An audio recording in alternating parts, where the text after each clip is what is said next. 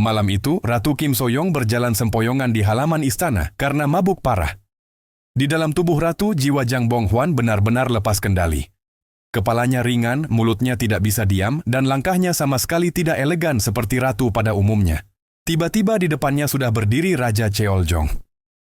Ratu tidak mengenalinya karena raja menggunakan masker.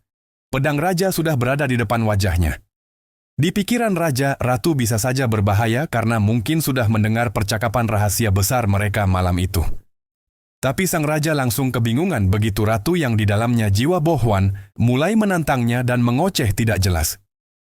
Ia bicara tentang dirinya yang hebat, tentang dunia masa depan, tentang dirinya sebagai koki militer di pasukan khusus, bahkan tentang masakan perang. Raja cuma bisa bengong, menatap ratu dengan wajah bingung, karena satu pun kata yang keluar dari mulut ratu tidak masuk akal. Saat situasi makin aneh dan ratu hampir jatuh, seseorang datang menyelamatkannya. Dia adalah Kim Byung-in, sepupu ratu sekaligus anak angkat Kim Jua-geun, menteri kuat yang jadi orang kepercayaan Ibu Suri Agung. Kim Byung-in segera membawa ratu kembali ke istana sebelum masalah makin panjang. Di kamar ratu, Kim Byung-in menatap ratu yang pingsan karena mabuk. Ia teringat masa lalu saat ratu pernah menangis sendirian di bawah hujan, tertekan oleh hidup istana dan posisinya sebagai alat politik. Kim Byung-in memang selalu mencintai ratu, meski perasaan itu tak pernah ia ucapkan. Keesokan paginya, tabib kerajaan dipanggil. Tapi begitu mendengar suara ratu dari balik pintu yang memastikan tabib tak akan bisa bereproduksi, tabib itu langsung mundur ketakutan. Ia merasa ini bukan penyakit biasa. Ratu bangun dengan kepala berat. Hong Yeon, dayang setianya, menyuapi sup, tapi ratu langsung meringis karena rasanya hambar. Dari Hong Yeon, ratu tahu kalau semalam Kim Byung-in yang membawanya pulang. Tiba-tiba ratu ingin makan ramyeon pedas. Ia memerintahkan dapur istana membuatkannya mie, tapi satu persatu hidangan datang dan semuanya gagal di lidah koki modern seperti Bonghwan. Dengan kesal ratu turun sendiri ke dapur. Para koki istana meragukannya, tapi begitu ratu mulai memasak, semua terdiam. Cara masaknya aneh, cepat, dan hasilnya enak sekali. Di kamar, ratu menikmati ramyeon buatannya bersama dayang Hong Yeon. Tiba-tiba Raja Cheoljong datang. Raja masih menyelidiki apakah ratu mendengar rahasia malam itu. Tapi suasana serius itu langsung hancur saat ratu tanpa sadar bersendawa tepat di depan wajah raja. Raja kaget, jijik, dan nyaris tumbang. Tak lama, Kim Byung-in datang dan memperingatkan ratu agar tidak mempercayai siapapun di istana. Ia juga berjanji akan mencari tahu siapa yang mencoba membunuh ratu. Di dapur, ratu melihat makanan untuk Ibu Suri Agung banyak tersisa. Ia menantang koki istana lomba memasak. Dengan sorakan para pelayan, ratu menang dan akhirnya menjadi kepala dapur sementara. Malamnya, raja datang ke kamar ratu. Ratu kesal dan mengusirnya, tapi raja tetap masuk. Saat tidur, raja mengigau dan menyebut nama selir Jo Hwa-jin. Ratu langsung naik darah, memukul raja, lalu merebut semua selimut. Raja akhirnya tidur meringkuk kedinginan. Keesokan paginya, ratu dan Jo Hwa-jin bermain panahan. Ratu mencoba bersikap santai, tapi Jo Hwa-jin tetap dingin dan bahkan menuduh ratu menjebaknya dalam insiden di danau.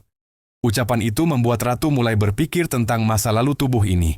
Di sisi lain, Pangeran Yongpyong diam-diam menemui raja dan memberinya sesuatu. Di dapur, ratu memerintahkan membuat tungku oven dan memasak semalaman bersama Hong Yeon. Wajah mereka penuh jelaga. Sementara itu, raja menunggu ratu semalaman di istananya. Masakan ratu akhirnya disajikan untuk Ibu Suri Agung. Meski awalnya menolak karena sakit gigi, Ibu Suri terkejut dengan rasanya dan akhirnya mengizinkan danau diisi air kembali. Kecurigaan raja pada Kasim pribadinya semakin kuat hingga ia hampir melukainya dengan pisau. Malam itu, raja datang ke kamar ratu lebih awal dan memasukkan obat ke dalam teh. Ratu menyadarinya dan menuduh raja hendak meracuninya. Pertengkaran terjadi hingga raja meminum teh itu sendiri dan mencium ratu.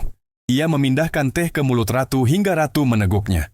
Saat obat bekerja, ratu berbicara jujur tanpa sadar. Kata-katanya menyakitkan, tapi membuka mata raja.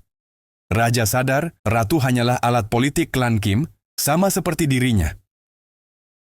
Situasi di istana makin hari makin kacau. Sejak insiden di danau, semua klan sibuk saling tuding dan mencari kambing hitam. Tidak ada yang mau disalahkan, tapi semua ingin terlihat paling bersih. Di tengah kekacauan itu, kabar buruk menyebar cepat. Dayang pribadi selir Jo Hwa-jin menghilang dan suasana istana langsung berubah tegang. Ibu Suri Agung segera bergerak. Ia memanggil Ratu Kim Soyong dan menyuruhnya menyeleksi 3 selir raja. Tujuan sebenarnya bukan sekadar seleksi, tapi untuk menyingkirkan Jo Hwajin, selir kesayangan raja yang sudah lama dianggap mengganggu keseimbangan istana. Mendengar itu, Ratu justru santai saja. Di dalam pikirannya, Bong Hwan tidak peduli soal intrik selir. Yang penting baginya, danau cepat penuh dan ia bisa segera kembali ke masa depan. Sementara itu, di luar urusan serius istana, Pangeran Yongpyong dan sahabatnya, Hong Byon, justru membuat ulah. Mereka mengerjai Kim Jwa-geun, ayahanda ratu, dengan memberinya kuda yang sulit dikendalikan. Akibatnya, Kim Jwa-geun terjatuh dari kuda dan membuat semua orang panik, meski bagi mereka berdua, itu hanya lelucon yang sedikit kebablasan. Di dapur istana, Ratu kembali ke dunia yang paling ia kuasai. Ia memasak bubur susu yang lembut dan lezat, lalu menyajikannya sendiri untuk Ibu Suri Agung. Ibu Suri sangat menyukainya, tapi bubur itu mudah tumpah dan berlepotan di piring. Melihat masalah sepele itu, Ratu langsung punya ide. Ia memerintahkan dibuatkan tanduk khusus untuk makanan, supaya hidangan bisa dibawa dengan rapi dan elegan. Pengisian danau terus berlangsung. Ratu bahkan memerintahkan dapur istana membuat minuman segar untuk para dayang dan kasim yang bekerja keras. Semua heran melihat Ratu yang tiba-tiba peduli pada orang-orang kecil, sesuatu yang jarang terjadi di istana. Di istananya, Jo Hwajin semakin cemas karena dayang pribadinya belum juga kembali.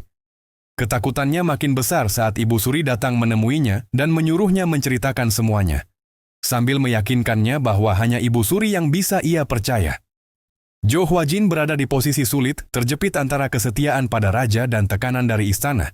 Di tempat lain, Jo Hwajin akhirnya bertemu Raja Cheoljong di atas bukit. Pertemuan itu diatur diam-diam dengan bantuan Pangeran Yongpyong dan Hong Byon, yang sengaja mengalihkan perhatian Kasim Manbok agar tidak mengikuti raja. Di sana, raja dan selir membicarakan situasi genting di istana dengan perasaan cemas dan saling khawatir.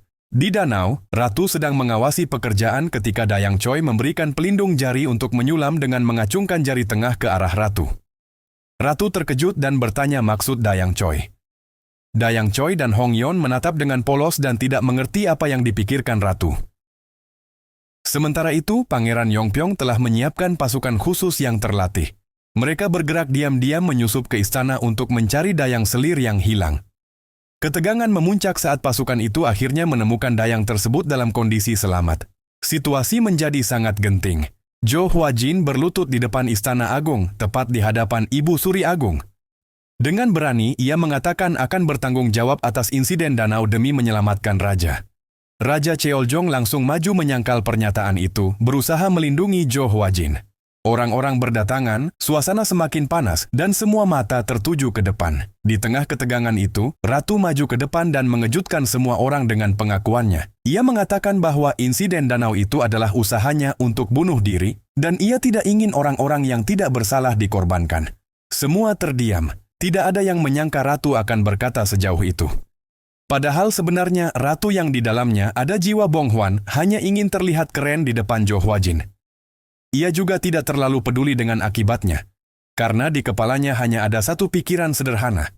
Malam nanti danau akan penuh, dan ia bisa segera kembali ke masa depan.